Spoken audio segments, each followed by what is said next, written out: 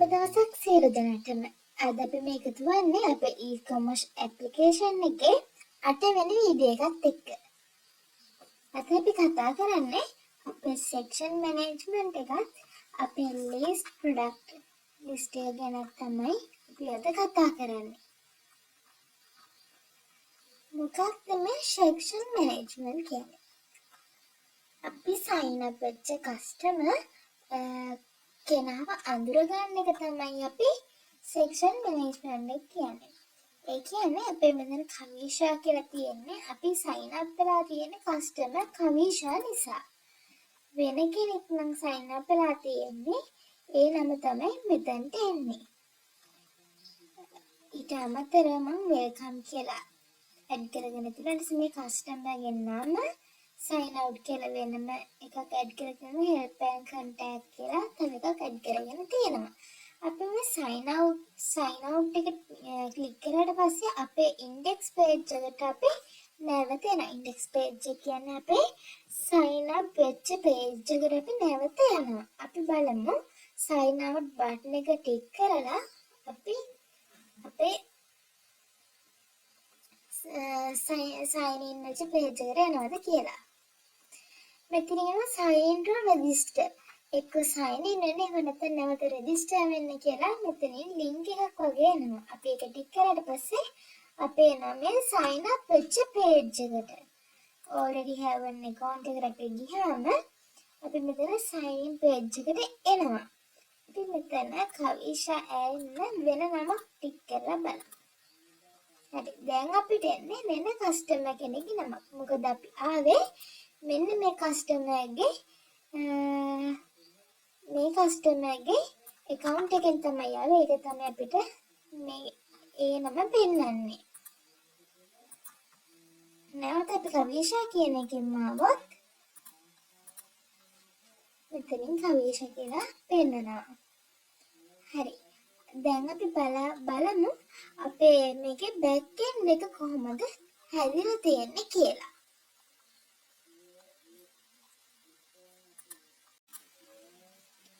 මම මේකේ back end එකේ header එකේ තමයි මගේ back end එක හදාගෙන තියෙන්නේ. මුලින්ම මම ඒකට session එකක් start කරලා තියෙනවා. අපේ session එක start වෙලාද තියෙන අපේ session එක set වෙලාද තියෙන කියලා මුලින් බලලා තියෙනවා. ඊට පස්සේ අපි span එකක ඇතුලේ welcome කියලා add කරගෙන තියෙනවා. ඊට අමතරව අපි මෙතන add කරගෙන තියෙන්නේ අපි PHP echo එකක් add කරගෙන තියෙනවා. අපේ database එකේ f name ඒ කියන්නේ පළවෙනි නම first name එක තමයි මෙතනට එන්න ඕනේ කියලා. ඊපස්සේ අපි span එක close කරගෙන තියෙනවා. ඊට පස්සේ නැවතත් අපි අපේ span එකක ඇතුලේ sign out එක add කරගෙන තියෙනවා. ඒකට අපි on click එකක් දීලා තියෙනවා sign out කියලා. හරි. අපි බලමු මොකද්ද මේ sign out එකේ තියෙන්නේ කියලා. මෙතන අපි sign out function එකේ මෙතන add කරගෙන තියෙනවා function එකක් දීලා තියෙන sign out කියලා. අපි HMLDD request එකක් දීලා තියෙනවා. onto this statement එකේ අපි ඒක get method එකෙන් sign out process එකට තමයි අරගෙන ගිහින් තියෙන්නේ. sign out process එකට තමයි get method එකෙන් අරගෙන ගිහින් තියෙන්නේ. අපි බලමු sign out process එකේ අපි මේ වගේ session එක start කරලා තියෙනවා. නැවතත් අපි add කරගත්තු මේ session u කියන එක නාද කියලා බලලා තියෙනවා. session එකේ නාය නම් session destroy කරලා success කියලා message එකක් දීලා තියෙනවා. අපි මුලින් යවුවේ request එකක් නිසා ඒකේ response එක ඇවිල්ලා තියෙන මෙතන success කියලා. ඒ කියන්නේ if t සමාන response text එක t සමාන success නම් windows එක reload වෙන්න කියලා තියෙනවා. windows එක reload වෙන්න කියලා තමයි තියෙන්නේ. windows එක reload වුණාට පස්සේ අපිට මෙන්න මේ වගේ මෙන්න මේකෙන් තමයි අපි මෙතන හදාගෙන තියෙන්නේ. Windows එක රීලෝඩ් කරනාට පස්සේ sign in role register කියලා මෙන්න මේ link එක එන්න තමයි හදලා තියෙන්නේ. ඒක ටික කරාට පස්සේ අපි යන්නේ index.php කියන තැනට තමයි index.php කියන අපේ sign up process එක.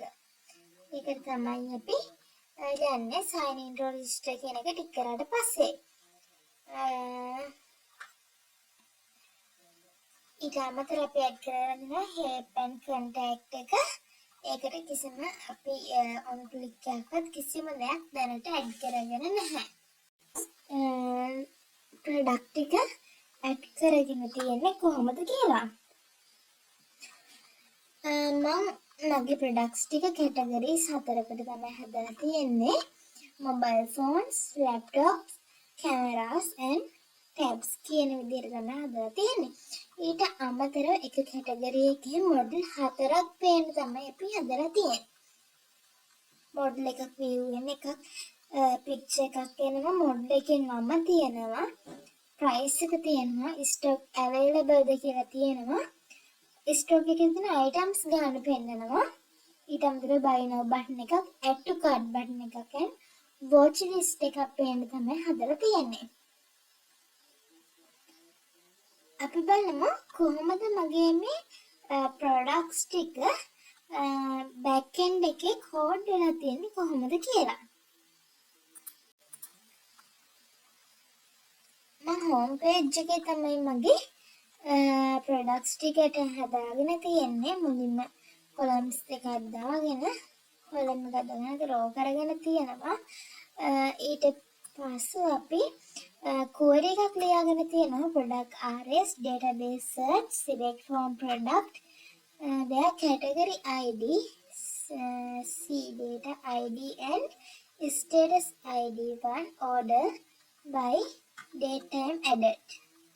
ඒ කියන්නේ search කරන්න කියලා product එක category id එක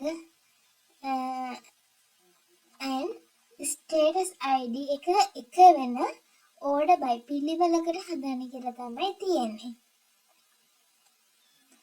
ඊට අමතරව මම for loop එකක් add කරගෙන තියෙනවා.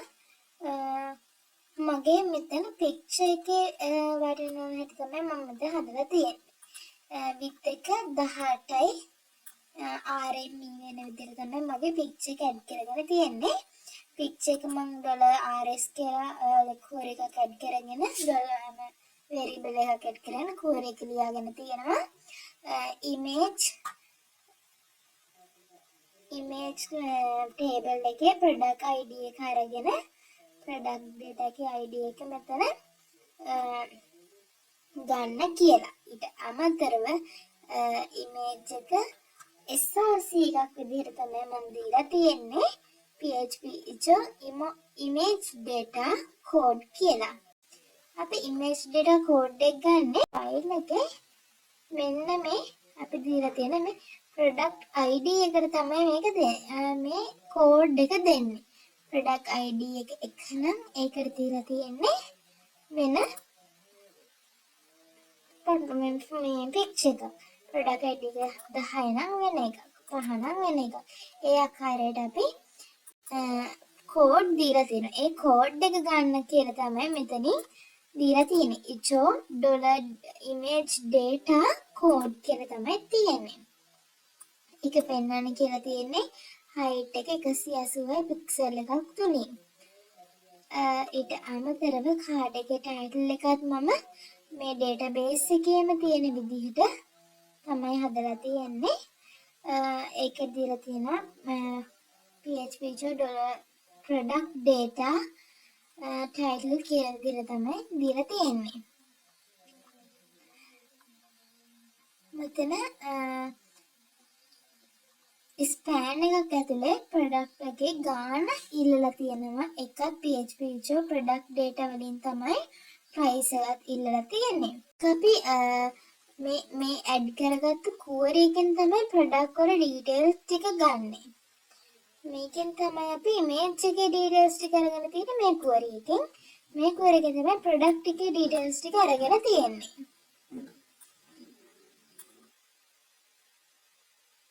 අමතරව ඉන් ස්ටොක් අරගෙන තියෙනවා. ඒ කියන්නේ මෙතනින් අපි if එකක් දාලා තියෙනවා. if එකේ quantity ගාන බිඳුවට වඩා වැඩි නම් තමයි අපිට මෙන්න මේ පාර්ට් එක එන්නේ. ඒ කියන්නේ quantity එක බිඳුවට වඩා වැඩි නම් ස්ටොක් එකේ products තියෙනවා කියලා පෙන්වන්න තමයි පෙන්වන්නේ. එතන මම මුලින්ම ස්පෑන් එකක දාගෙන තියෙනවා in stock කියලා. ඊට පස්සේ පෙතර මම පෙන්නලා තියෙනවා PHP show product data quantity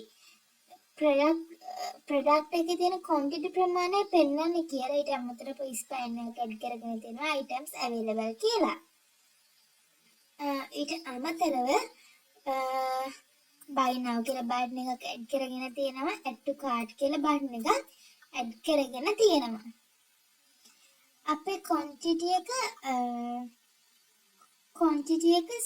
0 නම් ඒ කියන්නේ 0ට වඩා වැඩි නම් විතරයි මේ කියන්නේ 0ට වඩා අඩු නම් ඒ කියන්නේ 0 නම් අපිට එන්නේ මේ විදිහට out of stock කියලා එකක් එනවා 00 items available buy now add to cart. ඒකේ වෙනසක් වෙන්නේ නැහැ මොකද products නැහැ කියලා තමයි පෙන්වන්නේ. ඒක disabled විදිහට තමයි පෙන්වන්නේ. උදාහරණයක් විදිහට මේ තියෙන්නේ quantity 0 out of stock product එකක් තමයි මේ තියෙන්නේ. මේක disable buy now button එකක්වත් watch list button එකක්වත් අපිට ටික් කරන්න බෑ.